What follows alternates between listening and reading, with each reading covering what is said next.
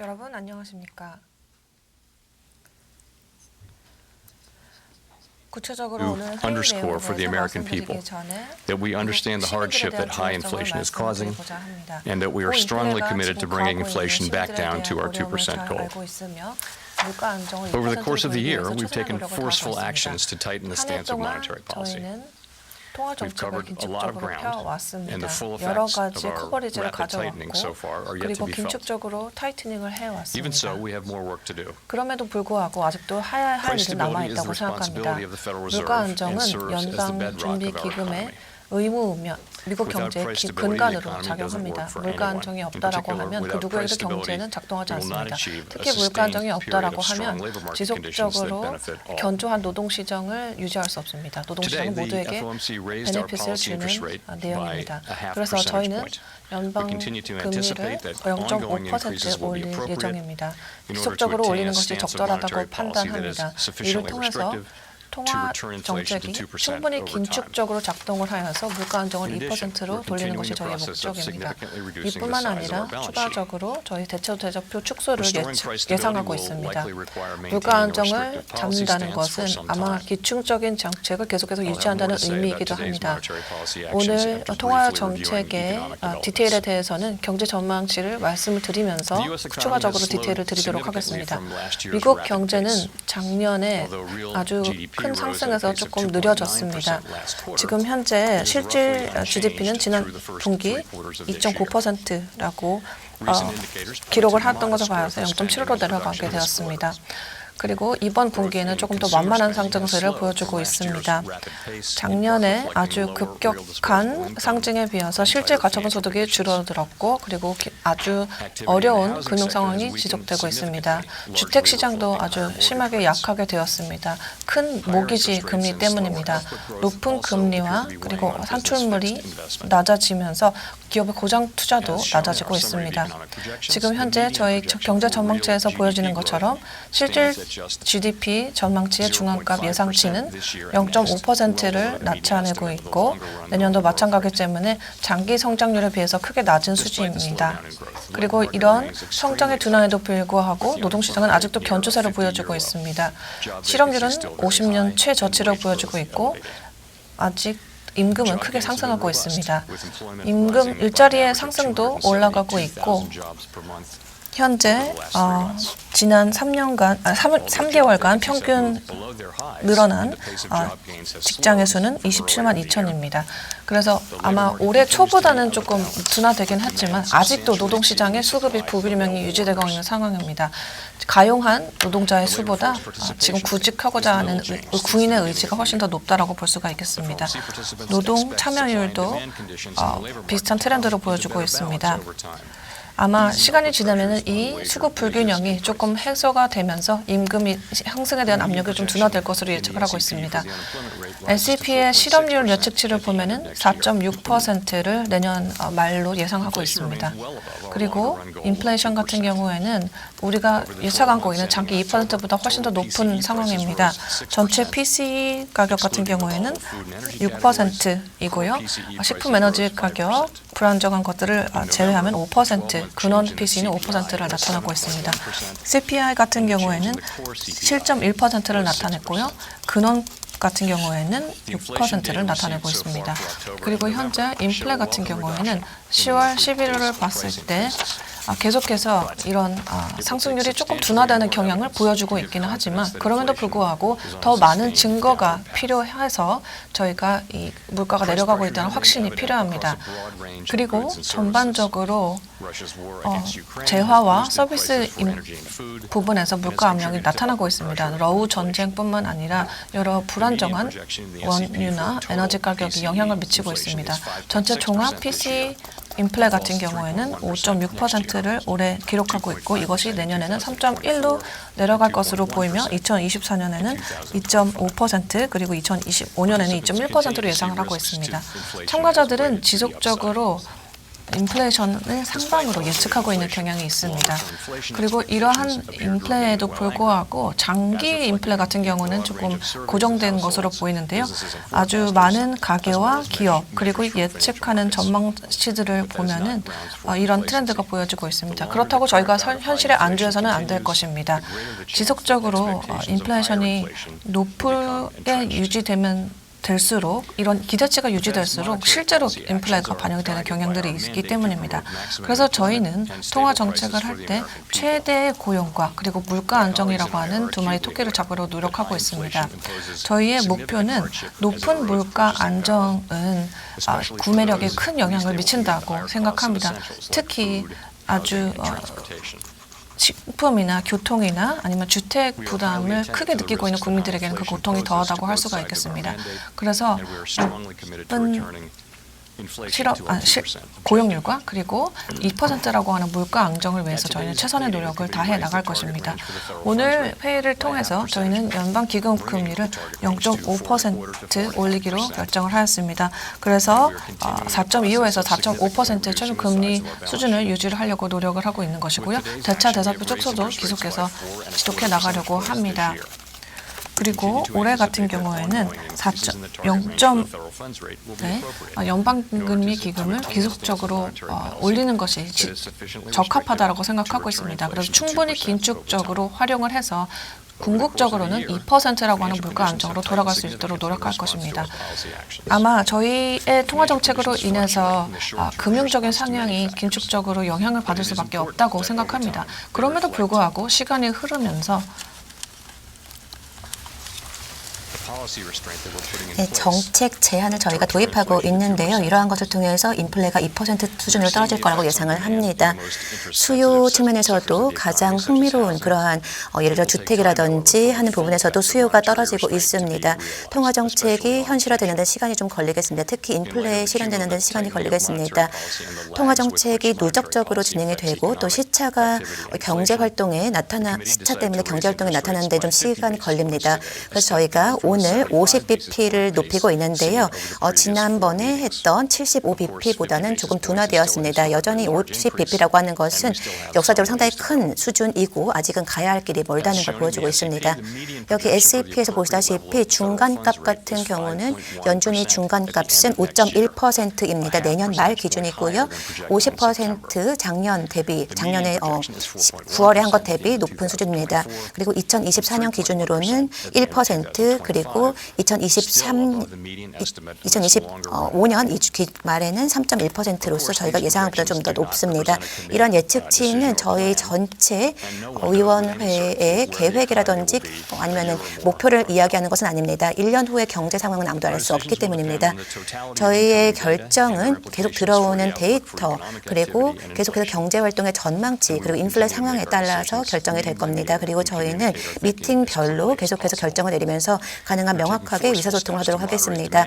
계속해서 강한 스탠스를 통해서 저희가 공급과 또 수요가 일치되도록 할 겁니다. 저희는 저희가 가지고 있는 모든 수단을 활용을 해서 2%로 인플레를 낮추고 장기 인플레 기대치를 잘 자리 잡도록 하는 것입니다.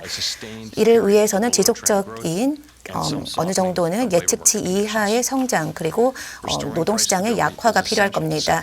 가격, 물가 안정은 저희가 최대 고용을 보장하고 물가 안정을 달성하는 데 가장 중요합니다. 과거 역사 데이터를 보았을 때 너무 조기에 통화 정책을 완화하게 되면 아직은 조금 가야 할 길이 많이 남아있을 수 있다는 것을 시사하고 있습니다. 결론적으로 말씀을 드리자면요. 저희의 결정이 전 세계 가계와 사업체들과 또 지역사회에 영향을 미친다는 걸 알고 있습니다. 저희는 공공에게 가지고 있는 미션이 있습니다. 연준으로서 저희는 최대 고용과 또 물가 안정을 달성하기 위해 최선을 다하겠습니다. 그러면 질문 받도록 하겠습니다. 감사합니다. CNBC 스티브 리스맨이라고 합니다. 연설 감사드립니다. 지금 시장 상황에 대해서 중요하다고 말씀을 해주셨고 그리고 이 상황이 시장을 반영하게 될 거라고 말씀을 하셨는데 11월 같은 경우 이후에 10년물 같은 경우가 금리도 떨어졌고 그리고 하이힐드 채권 같은 경우에도 변화를 보이고 있고요. 그리고 6%라고 하는 주식의 퍼센테이지로 보여지고 있는데 지금 인플레이션을 싸우는 게 중요하다고 말씀을 하셨지만 이런 금융시장의 상황을 어드레스하기 위한 것도 필요하지 않을까요? 네, 전반적인 금융 상황은 당연히 저희가 통화 정책을 긴축적으로 가져감으로 즉 2% 잡기 위한 것에 대해서 반영을 할 수밖에 없습니다. 그리고 지난해에 당연히 저희가 금리를 많이 올린 것이 맞습니다. 그렇지만 금융적인 상황에 맞춰서 그리고 경제 상황에 맞춰서 노동 시장을 보면서 저희가 정책을 운영하는 것입니다. 그래서 금융 시장 같은 경우에는 저희 행동에 당연히 반응을 보일 수밖에 없다라고 생각합니다. 저희 목적은 단기적인 것에 있는 것이 아니고 지속적인 것에 있습니다. 당연히 여러 가지들이 금융시장을 움직이는 요인으로 작용을 할 것입니다. 저희는 아직 충분하게 긴축적으로 가지 않았다고 생각을 하고요.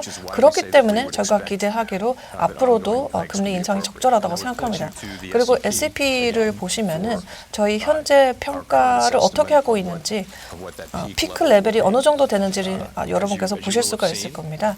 이 19명이 사실 S&P를 이번에 작성을 해주셨는데 17명이 피크 레이트를 한 5%로 해주셨습니다. 7로 해주셨는데요. 그런 것처럼 여러분들께서 각각의 S&P를 할 때마다 그러니까 올해 계속 S&P가 할 텐데 실제로 그 피크 레이트가 점점 올라가고 있는 것을 여러분께서 보실 수가 있습니다. 오늘 저희가 이슈를 해드렸던 S&P를 보시면은 참가하시는 위원 여러분들께서 인플레이션이 아직 위쪽으로 상단에 있다라고 예측을 다 하시거든요. 그래서 전체 피크 레이트가 뭐 다음에 또 올라갈지 모르겠습니다. 아마 미래 데이터를 보고 결정할 수 있을 것 같고요. 오늘 저희가 최대한 예측을 하고 추정을 해서 아는 것에 기반을 해서 정책을 운영하게 될 것입니다. 인플레이션이 당연히 나빠지면 더 올라갈 수도 있고요. 인플레이션이 데이터가 괜찮다 그러면 내려올 수도 있는 것입니다.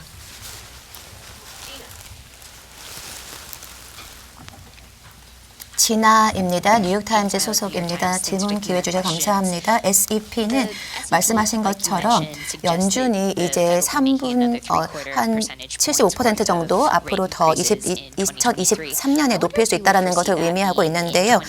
계속 뭐 그렇게 되면은 25bp가 될까요? 50bp씩을 올리게 될까요? 어떤 식으로 올리시게 될지 궁금합니다. 그리고 언제 중단할지는 어떻게 결정하시게 되는지 궁금합니다.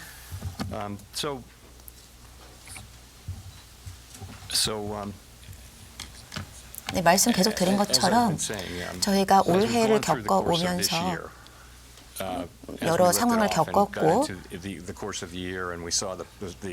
인플레가 얼마나 지속적이고 강력한가를 알 수 있었기 때문에 정말 저희가 빨리 움직일 수밖에 없었습니다. 속도가 중요했습니다. 그런데 이제 연말에 오고 있고 425bp를 올린 상황입니다.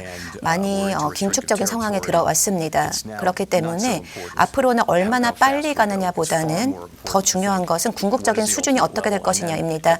궁극적으로는 우리가 그러한 긴축 상태를 얼만큼 또 유지할 것인가라고 생각합니다. 그렇기 때문에 더 이상은 속도가 문제가 아니라고 생각합니다.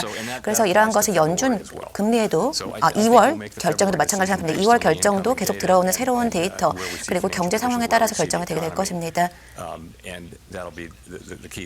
그 결정에 이러한 요소들을 반영하게 되겠지만 어쨌거나 얼만큼 금리를 높일 것이냐 하는 것은 계속해서 인플레 상황, 또 금융 상황 을 기반으로 해서 이러한 우리의 정책이 충분히 제한적인지를 평가하게 될 것입니다. 지금까지는 아직은 이러한 상황이 긴축적이지 않다, 충분하지 않다라고 판단해서 올리는 것이고요. 개별 평가를 우리가 하면서 언제까지 가야 하는지를 결정하게 될 것입니다. 언젠가는 그 수준에 다를 거라고 생각합니다. 그럴 때는 그때 얼만큼 유지할 것인가가 또 질문이 되겠지요. 저희 위원회의 지금 대부분의 의견은 인플레가 어느 정도는 안정적으로 내려오고 있다라고 자신을 가지고 있습니다. 인플레라고 하는 것은 세 개의 분류로 나눌 수 있는데요. 첫 번째는 상품 인플레입니다. 지금 여러분들도 아시다시피 한 1년 반 정도 계속 예상을 해왔지만 공급 상황이 나아질 거고요. 궁극적으로 공급망이 개선이 되겠죠. 그렇게 되면 또 수요도 내려가게 될 것이고 서비스도 마찬가지이고요. 그렇게 되면 상품 인플레는 내려가게 될 거라고 생각합니다. 이 보고서에서나 뭐 지난번 보고서에서 똑같은 내용을 보실 수가 있고요. 그 다음에는 그 주택이나 서비스 쪽입니다. 이 부분과 같은 경우는 인플레가 상당히 높았고 앞으로도 계속 높아질 거라고 예상은 하고 있습니다. 렌트, 그 임대 같은 경우 이제 만료가 되면은 갱신이 되어야 하고 그렇게 갱신이 될 때 기존보다 금리가 높은 상황에서 임대 계약이 체결되어야 하기 때문입니다. 하지만 신규 임대의 금리가 어느 정도 내려갈 수 있기 때문에 이러한 상황을 기반으로 저희가 보면 한 내년에는 조금 더 개선될 거라 생각합니다. 한 55% 정도 PCE 근원 지수는 다 그 주택과 관련이 없는 그런 지수입니다. 이런 것은 대부분은 다 노동시장, 고용시장 부분에서 창출되고 있습니다. 고용시장 상당히 견조하죠.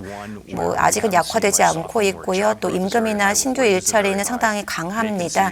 그리고 공석은 전부나 많은 상황이고요. 이쪽에서 노동시장에서 공급과 수요의 이 불균형이 상당히 심각합니다. 이 부분이 상당히 지속될 거라고 생각을 합니다.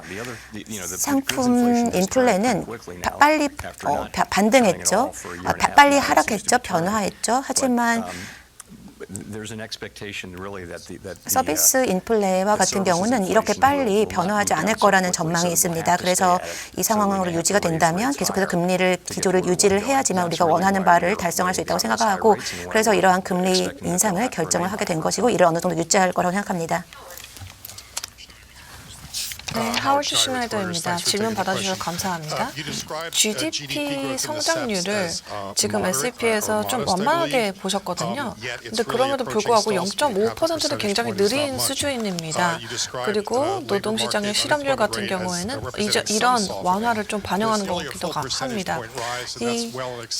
이게 역사적으로 봤을 때 침체를 앞둘 수도 있는데 이런 침체적인 거를 왜 용인하시는지 궁금합니다. 네, 제가 말씀을 드리도록 하겠습니다. 제가 봤을 때는 아직 침체라고 보기는 어렵습니다. 왜냐하면 그 양의 성장률이 나오고 있기 때문입니다. 지금 말씀하신 것처럼 성장 같은 경우에는 굉장히 완만하죠. 0.5% 그래도 플러스입니다. 장기 성장률 중간 것보다는 좀 못 미치지만 느린 성장이긴 하지만 성장이고요. 그리고 이러한 상황을 돌아봤을 때 노동시장은 조금 완화되고 있고 그리고 실업률이 조금 올라간 것은 맞지만 봤을 때 일반적인 실업률을 봤을 때는 어떻게 보면 올라갔다고 볼 수가 있겠지만 예측치가 정확하게 일반 레이트보다는 더 과도한 것인가라고 하는 것에는 좀 어폐가 있다고 생각합니다. 그래서 4.7이라고 하는 것은 아직도 굉장히 견조한 노동시장이라고 볼 수가 있겠습니다. 현장에서 들어오고 있는 보고서들을 한번 보시면요. 회사들이 지금 사람들을 해고하는 것을 굉장히 주춤하고 있고요. 그리고 일반적으로 봤을 때 회사들이 갖고 있는 그런 고용자들을 유지하려고 해요. 왜냐하면 다시 고용하기 굉장히 어렵거든요. 지금 공석들이 있고 그리고 아직도 못 채우고 있는 그런 자리들이 있기 때문에 노동시장이 아주 견조하다라고 하는 것을 보여주고 있습니다. 그래서 이런 데이터를 봤을 때 노동시장의 수급이 균형을 맞추려면은 이런 완화 기준은 괜찮다고 생각이 들고요. 네, 예측치를 반영을 해서 저희가 진행을 한 것입니다.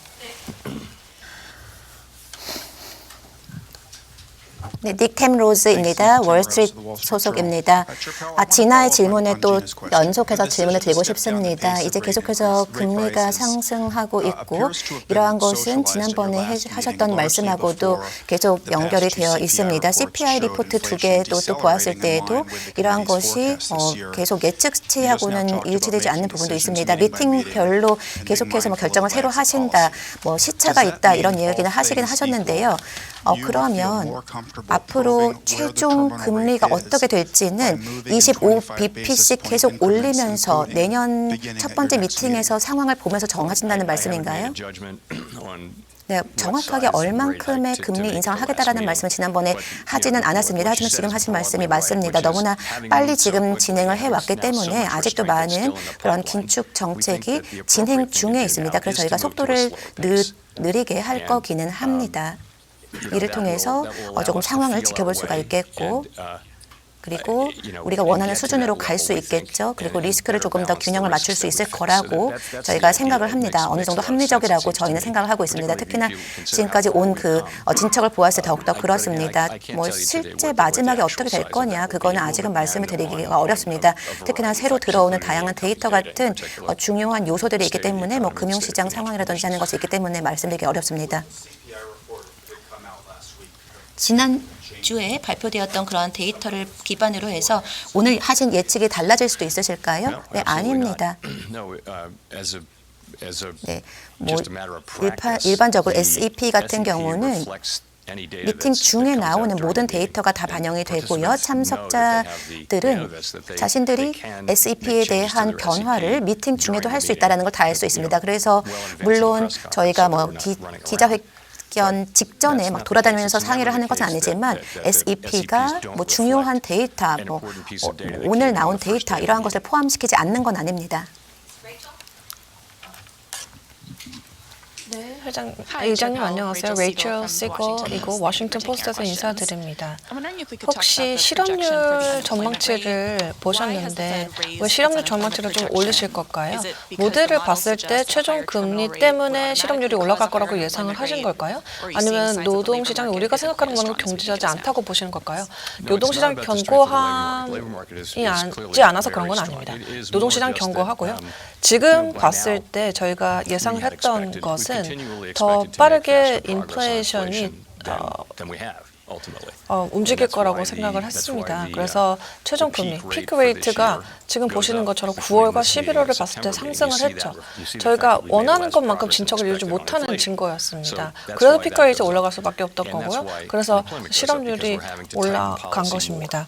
그래서 중앙값이 그렇게 많이 올라간 것은 아니지만 보시면은 인플레이션이 그리고 또 이런 금리가 높게 유지되는 것 그리고 노동시장의 상황들이 서로 영향을 주고받고 있습니다.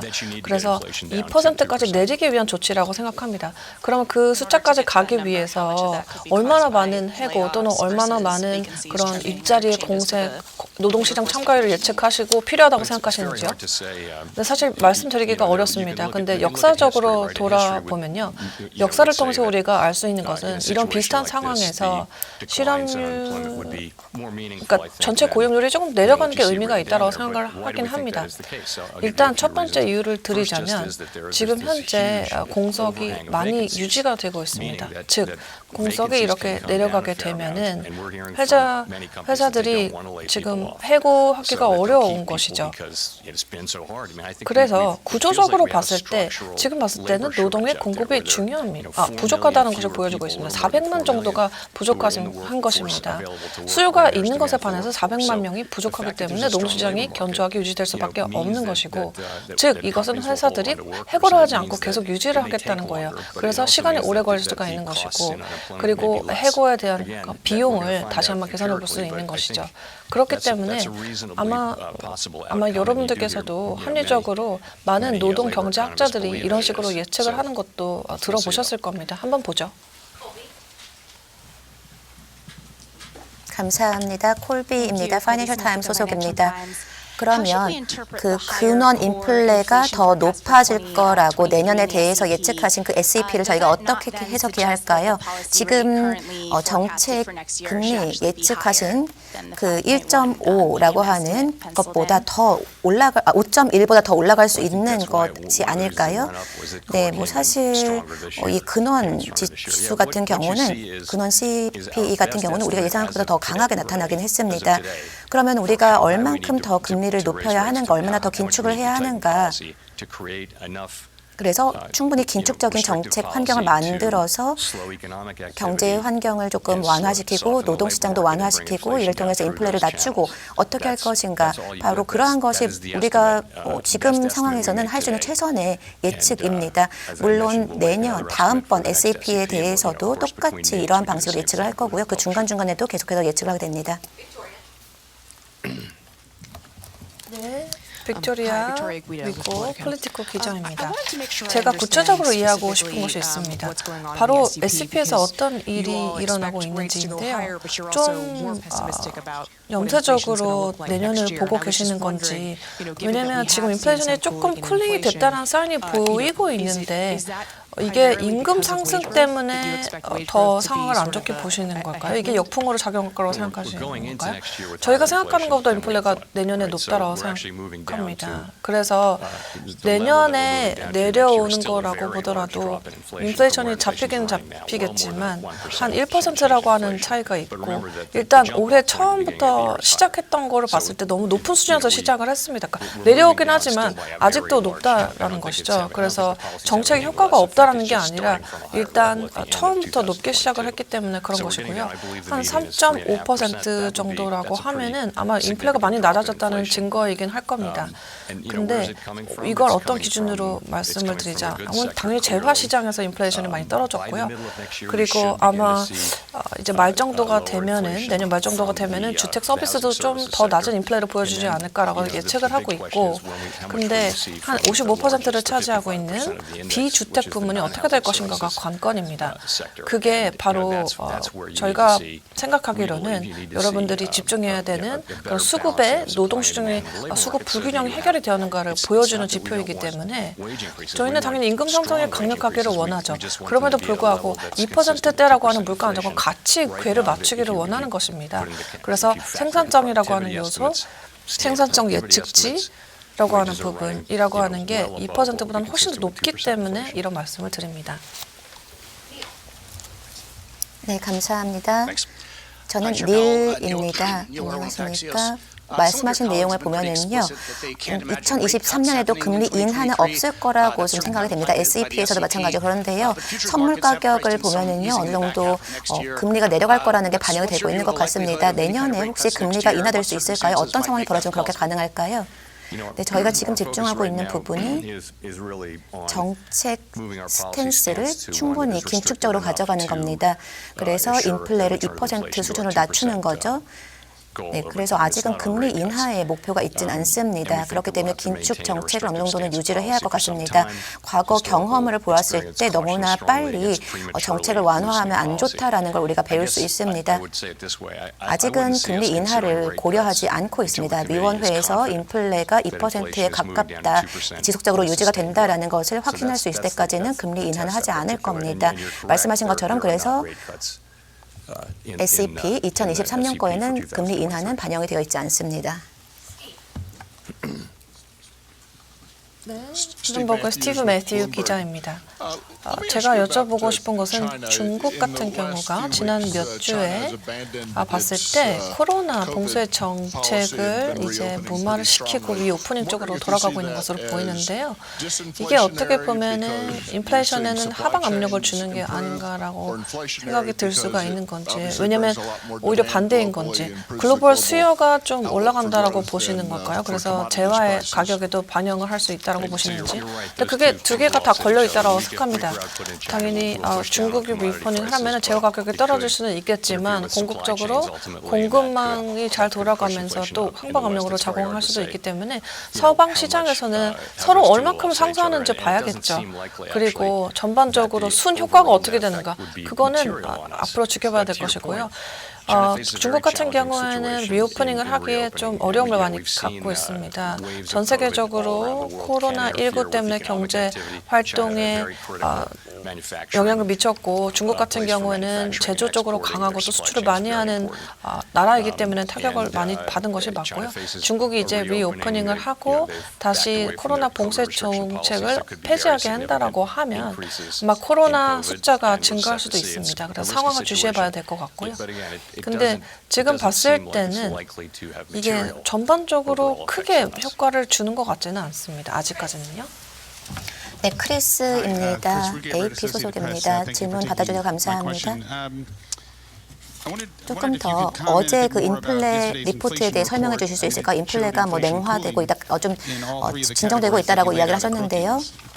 혹시 실질적으로 인플레가 좀 진정되고 있다고 생각하시나요? 아니면은 다시 악화될 수도 있다라고 걱정을 하고 계시는지 궁금합니다.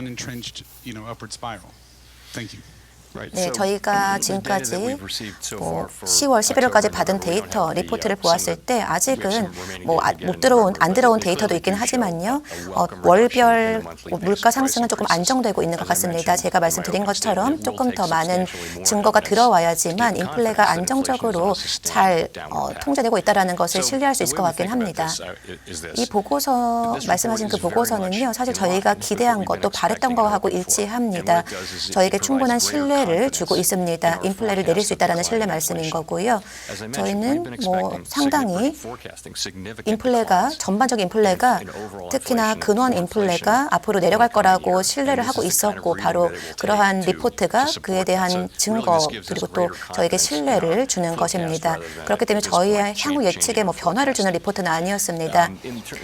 아직 안 들어온 그런 데이터를 보면은요, 재화 인플레라든지 아니면 공급망 상황 완화 그리고 또 주택이라든지 서비스 이런 것도 또 좋은 소식이 들어올 거라 생각합니다. 신규 주택 임대 같은 경우는 조금 완화될 거라고 생각을 하고요. 내년 중반에 조금 더 상황이 좋아질 거라고 생각을 합니다. 그리고 또 아직 남아있는 큰 정보는 주택을 제외한 핵심 근원 서비스입니다. 이쪽도 좀 좋은 신호가 나타나기 시작하고 있습니다. 그래서 아까 말씀드린 것처럼 PCE 근원 지수의 50% 이상을 차지하기 때문에 상당히 중요한 그런 요소들이고요. 가장 중요한 게 노동시장 또 임금입니다. 임금을 보면은요, 특히나 시간당 평균 임금을 보면은요. 지난번 그 임금 보고서를 보셨을 때 그다지 평균 그 임금이 내려가는 추세는 없었습니다. 다른 요소들이 반영이 될 수도 있긴 하겠지만 저희가 어떠한 특정 리포트에 대해서 가중치를 두고 있지는 않습니다. 그렇기 때문에 저희는 좀 더 임금이 정상화되기를 기대하고 있습니다. 그래서 노동자들이 당연히 이렇게 됐을 때에도 인플레에 의해서 타격을 받지 않을 수 있도록 노력을 하고 있습니다. 네, 블룸버그 라디오 텔레비전 마이클 McKee입니다. 지금 보면 지금 발생금을 또 긍정적으로 말씀을 해주셨고, 그리고 SAP에서는 또 반대로 표시를 해주셨는데 아마 시장이 금융적인 상황이 안 좋아지는 것을 제대로 대응하지 못하는 것은 아닐까요? 아니면 인플레이션의 너무 뒤쪽에 저희가 있는 것은 아닌지. 이게 지금 잠깐 내려온 게 일시적일 수도 있겠지만 뭔가 소프트 랜딩을 원하신다면, 연착륙을 원하신다면 0.5% 실제 GDP 성장률은 어떻게 해석하시는지요? 네, 제가 질문을 이해한 것 같습니다. 근데 한 가지 제가 말씀드리고 싶은 것은 저희의 정책이 지금 충분히 긴축적인 효과를 발휘하고 있다고 생각하고 충분한 정도까지 가까이 다가오고 있다고 생각합니다. 네. 그래서 당연히 시간은 남아있지만 거의 전망치에 가깝게 가고 있다고 생각이 들고요. 그런데 이 프로세스가 얼마나 걸릴지 그 기간이 중요하다고 생각합니다. 당연히 더 나은 인플레이션 리포트가 지난 2개월간 나아졌기 때문에 좋게 생각을 하고요. 그런데 더 큰 규모의 프로젝트라고 생각을 해주시면 좋겠습니다. 저희가 지금 재화 가격이 내려갔고 그리고 주택 서비스는 앞으로 지켜볼 것이고, 근데 나머지 그리고 아직 프로그레스가 없는 부분이 있습니다. 지금 세 번째 카테고리죠. 제 생각과 제 동료 위원들의 생각도 지속적으로 이런 기조들이 보여줘야 된다. 그걸 기다리고 있습니다. 그래서 지난 2개월간의 리포트는 좋죠. 너무 환영할 만한 수준인 것은 맞습니다. 그렇지만 솔직히 우리 스스로 한번 돌아보자. 인플레이션 그 12월간 CPI가 6%입니다. 그게 어떻게 보면은 2%라고 하는 목표의 3배잖아요. 그래서 진전은 있지만 아직 갈 길이 멀다. 그래서 물가 안정까지는 많이 남았다라고 생각을 하는 것입니다. 그러면 소프트 랜딩 같은 거는 앞으로 없다라고 보시는 건가요? 그건 아닙니다. 제가 이런 말씀을 드리고 싶습니다. 저희가 당연히 어느 정도까지는 금리를 올리고 그걸 유지할 것입니다. 인플레이션이 올라가게 되면은 당연히 그에 대응하기 위해서 그렇게 해야겠죠. 근데 만약에 계속해서 낮은 인플레가 유지가 된다라고 그럴 수도 있는 것입니다.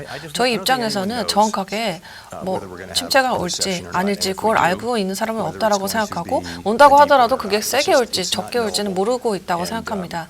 그래서 낮은 인플레 리포트가 나오고 그게 계속해서 지속이 된다라고 하면 당연히 그 가능성도 높아지는 것이기 때문에 물가 안정이라고 내려가기 위해 내려오는 그런 목표라고 하는 게 예를 들어서 실업률이 증감이 어떻게 되는지에 따라서 결정이 될 것 같습니다.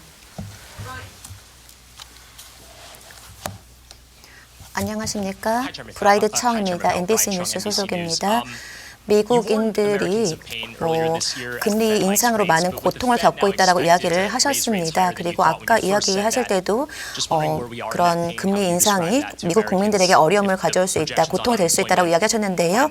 지금 160만 명의 미국인들이 고용이 되지 못한 상황인데 또 노동시장에 대한 이야기를 하셨는데 어떻게 생각하시는지 궁금합니다. 사실 가장 큰 고통이라고 하는 것은 우리가 금리를 충분히 높이지 못해서 인플레가 장기화되도록 하는 것이 가장 큰 고통일 겁니다. 그렇기 때문에 경제에 미칠 수 있는 그러한 영향, 타격이라고 하는 것은 상당히 높은 그 실업률이 오랫동안 이런 상황으로 인해서 유발되고 인플레가 우리 연준이 제대로 대응을 하지 못해서 지속되고 높아지고 50년 전 같은 상황이 발생하고 이러한 것이 가장 큰 고통일 거라고 생각을 합니다. 우리가 행동하지 못했을 때 발생하겠죠. 그런데 우리는 지금 금리를 높이고 있습니다. 물론 모기지율이 올라가겠고요. 또 어떤 노동시장에서도 연화가 발생을 하긴 하겠습니다. 완전히 고통이 없는 방법은 없다고 생각합니다. 물가 안정성을 위해서는 그 어떠한 방법도 고통이 따를 수밖에 없습니다. 그래서 이게 저희에게는 최선입니다. 시장은 상당히 신뢰를 가지고 있다고 생각합니다. 저희가 인플레를 잘 관리할 수 있다는 신뢰를 가지고 있습니다. 그리고 저희는 그런 의지를 또 가지고 있습니다. 네, 팍스 비즈니스의 그레이디 챔버입니다. 오늘 말씀을 들어보면은 위원회에서 2%라고 하는 목표를 계속해서 유지하고 계신데요. 혹시 그러면 그 목표 금리를 뭔가 바꾸고 수정하고 이걸 좀 높이 상향 조정할 수 있는 가능성은 없는 걸까요? 네, 인플레이션 목표치를 수정한다라는 거는 저희가 생각하고 있지 않습니다. 2%라고 하는 물가 안정 목표를 가지고 있고요. 그 2%를 돌리기 위해서 모든 툴과 도구들을 사용할 것이고 그런 생각을 해본 적이 없습니다. 아마 아주 장기적으로 봤을 때 그런 프로젝트가 생길 수도 있겠지만 지금 현재 저희 위원회에서는 그런 생각을 전혀 하고 있지 않습니다. 저희는 기속적으로 2%라고 하는 물가 타겟을 유지할 예정입니다. 네, 감사합니다. 니콜입니다. 임금 상승 그리고 실업률 이러한 것을 보실 때 소득 수준에 미칠 수 있는 타격에 대해서는 어떻게 생각하시나요? 그리고 그런 소득 불평등에 대해서는 어떻게 생각하시는지 궁금합니다. 특히나 2022년에서는 다양한 그 회복세를 고려할 때 임금 불평등 어떻게 생각하시는지 궁금합니다. 네, 노동시장 저희가 2018년, 2019년, 20년까지의 그 노동시장을 한번 보도록 하겠습니다. 그때 임금 상승이 가장 그 저소득층에서 크게 나타났고요. 다양한 인종이라든지 아니면은 젠더 간의 임금 격차가 역사상 가장 적었던 기간이었습니다. 바로 그러한 것은 노동시장이 상당히 긴축이 타이트했기 때문입니다. 인플레가 2% 이하였고요. 경제는 또 그 잠재력을 충분히 발휘하며 성장하고 있었던 상황이었기 때문입니다. 바로 그러한 것이 경제에는 좋고 국가적으로도 좋은 상황이고 우리가 원하는 상황입니다. 우리 모두가 원하는 것이죠. 바로 장기적인 확장, 노동시장이 견조하게 장기적으로 유지될 수 있는 그러한 상황을 저희가 원하고 있습니다. 노동자들에게도 좋고요. 당연히 그 상황으로 돌아가고 싶습니다. 그것이 저희의 목표입니다. 단기적으로 저희는 모든 수단을 활용을 해서 물가 안정을 달성해야 합니다. 생각해야 하는 것은 중장기적인 것도 또 중요합니다. 저희 나라는 어려운 시기를 많이 겪었습니다. 저희가 뭐 상상한 것보다 훨씬 초월하는 어려운 상황을 겪었죠. 하지만 이를 통해서 저희는 어느 정도는 국가 번영의 기반이 마련이 되었다고 생각합니다. 물가 안정이라고 하는 것은 당연히 여기에 우리 나라에 있는 사람들에게 어느 정도는 배당금처럼 영향을 발휘할 수도 있습니다. 하지만 회복이 되어야 하고 가능한 빨리 우리가 회복을 해야만 한다고 생각합니다.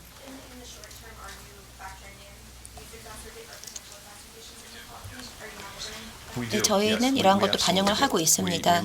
저희가 정기적으로 계속해서 실업률을 보고 있습니다. 다양한 인종이라든지 여러 부류의 사람들의 임금 격차를 계속해서 주시하고 있습니다.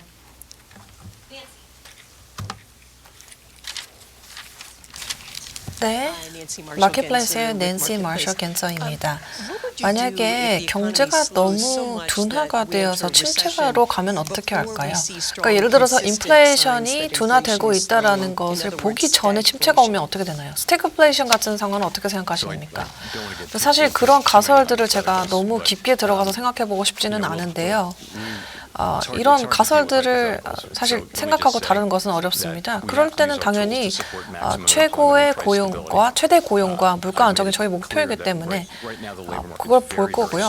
지금 봤을 땐 실업률은 거의 50년 최저고요. 그리고 거의 최대 고용을 이룬 상태입니다. 그리고 실업률의 상태가 50년의 최저치입니다. 그리고 지금 명목 임금 같은 경우도 높기 때문에 아주 강한 상승이 유지되고 있는데 다만 지금 문제가 되는 건 인플레이션이 문제입니다. 그렇기 때문에 인플레이션에 집중을 해서 이것을 통제하겠다는 것이고요. 이제 경제가 회복이 되고 좀 나아지게 되고 이 두 가지라고 하는 요소가 뭔가 잘 조화롭게 되는 상황도 없겠지만 지금은 인플레이션을 낮추는 게 저희의 최대 목표라고 생각합니다.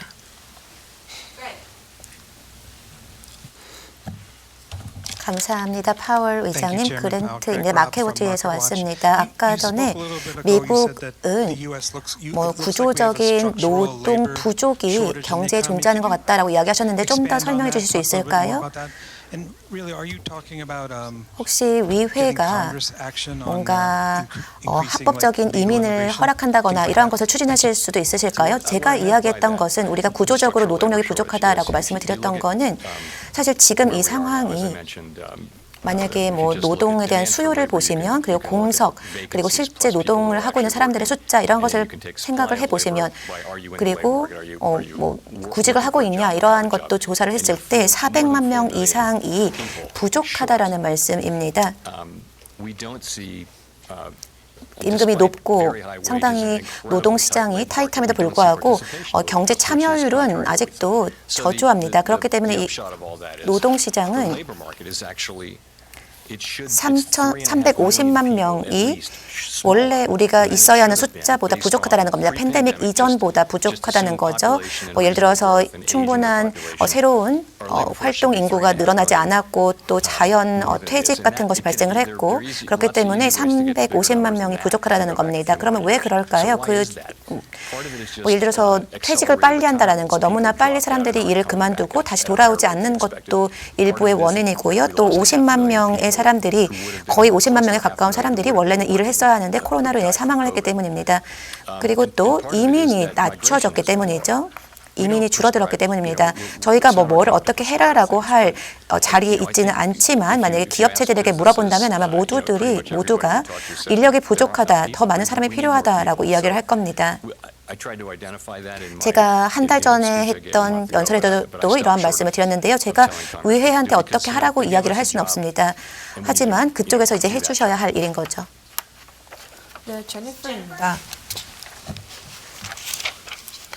네, 의장님 감사합니다. 야후 파이낸스 제니퍼 션버거입니다. 지금 성장이 0.5%로 나왔습니다.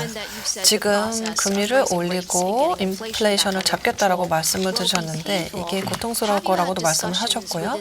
위원회에서 혹시 얼마나 길고 그리고 깊게 침체를 용인하실지요? 네, 그것은 아닙니다. 저희가 예측을 하고요. 그리고 그것을 분기별로 발표를 하죠. 그리고 이 예측치를 보게 되면은 성장률이 둔화되는 것을 보여주고 있습니다. 그리고 노동시장의 연착륙을 보여주고 있죠. 근데 그럼에도 불구하고 엄청나게 큰 여파는 아니고 그리고 인플레이션이 조금 낮춰주고 있습니다. 이 네 가지를 보여주는 것밖에 없다고 생각합니다. 당연히 저희가 뭐